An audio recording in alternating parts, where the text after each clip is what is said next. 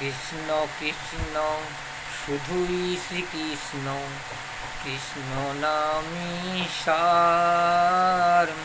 কৃষ্ণ নামের সুধা দিয়ে হয়ে যাবে ভব পার।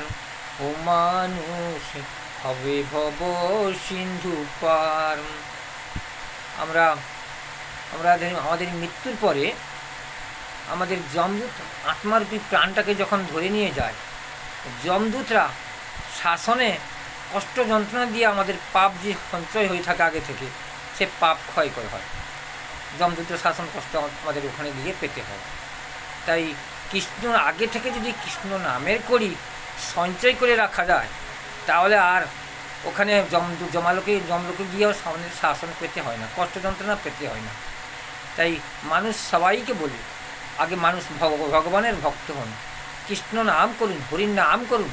হরির নাম, কৃষ্ণ নাম সব সঞ্চয় করে যদি আপনি মৃত্যুর পরে যান, তাহলে আপনার হরির নামের করি যমলোকে আর নিয়ে যাবে না। যমদূত আপনার আত্মার প্রাণটাকে যমলোকে নিয়ে যেতে পারবে না, বিষ্ণুদূত এসে নিয়ে যাবে। সেখানে আর শাসন, কষ্ট, দুঃখের জ্বালা যন্ত্রণা আর ভয় থাকবে না। তাই বলি, সবাই হরিভক্ত হন, সবাই কৃষ্ণ ভক্ত হন, এই আমার সবার কাছে নিবেদন।